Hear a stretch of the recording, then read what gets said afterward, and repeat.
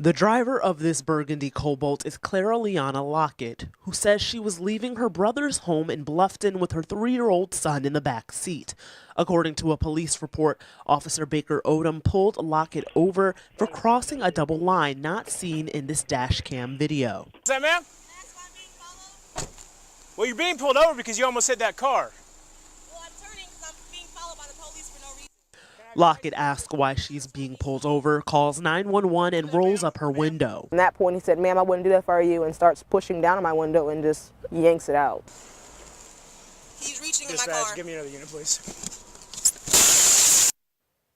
At this point, Lockett continues to talk to 911 as Odom asks her to get out the car. I did not feel safe after you broke my window to step out of my vehicle with my child in my vehicle. Get out the car. No, because I'm not. Stop resisting. Get out the car. You pulled me over for no reason. Get off of me. Get out the car. Lockett was later charged with reckless driving, resisting arrest, and simple possession of marijuana after a search of her car. The case started in August of last year. We asked to talk to the officer in this case, but were directed by the department's interim police chief, Donald Chandler. He stands by his officer. Do you believe that your officer handled the situation correctly according to all the training that you received? Absolutely. Chandler says the traffic stop was by the book.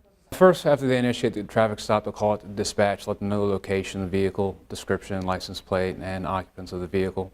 They'll approach the driver's side of the vehicle or the passenger side of the vehicle and request driver's license, registration, insurance. Less than 30 seconds after he approached the car, you have a window smashed out. Seth Stoughton is a former police officer and now teaches at the University of South Carolina Law School. He also studies policing. I will pull you out of the car. He sees it differently. I didn't think anything in this situation demanded such an immediate jump from verbal contact to breaking out a car window. He says Odom's initial communication with Lockett, as well as sticking his hand and body in her car, weren't appropriate ways to handle the traffic stop. While I think it is correct to say that she should not have done that, that does not mean that the officer gets carte blanche to respond in any way the officer deems appropriate. At some point, physical confrontation may become inevitable. If other officers arrive on scene, if they try and engage verbally, if there is no progress in that for a moderate or long period of time, then officers may need to change their approach. But you never get to that question here because we jump immediately into physical confrontation. Stoughton says Odom's approach escalated the situation even faster and says tactically he shouldn't have put himself in Lockett's vehicle, which put himself in harm's way. Months after the traffic stop and arrest, Lockett says her son still has nightmares about it. She says she wants all charges expunged from her record and reimbursement for her window.